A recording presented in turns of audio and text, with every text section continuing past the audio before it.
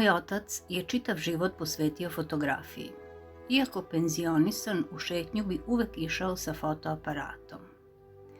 I ja sam se bavila fotografijom kao fotoreporter u dnevnim novinama. Uglavnom, fotografisanje po zadatku ponekad dosadnih tema. Na posao sam odlazila uvek istim putem, ne obraćajući pažnju na okolinu, jer je cilj bio da što pre stignem na posao. Onda sam jednog dana videla tatine fotografije podgrađa Petrovaradinske tvrđave, kroz čije ulice sam prolazila svakodnevno. Bile su lepe, ali u isto vreme i tužne. Prikazivale su istorijski barokni gradić koji propada. Kuće sa kojih otpada fasada i vidi se nekoliko slojeva raznih boja. Drvene kapije polutrule. Ponegde i gomile smeća.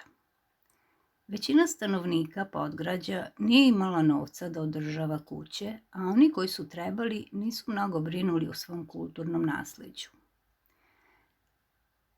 Te fotografije su se uskoro našle u knjizi Zaboravljeni grad. Prošlo je 20 godina od tada, a i njega odavno nema. Fasade i krovovi u podgrađu Petrovaradinske tvrđave se obnavljaju.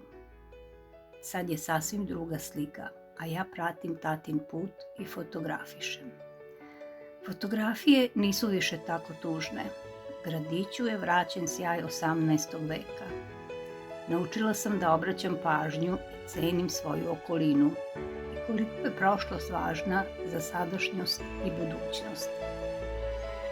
Tatine i moje fotografije su sada jedna pored druge u novoj publikaciji Probuđeni grad.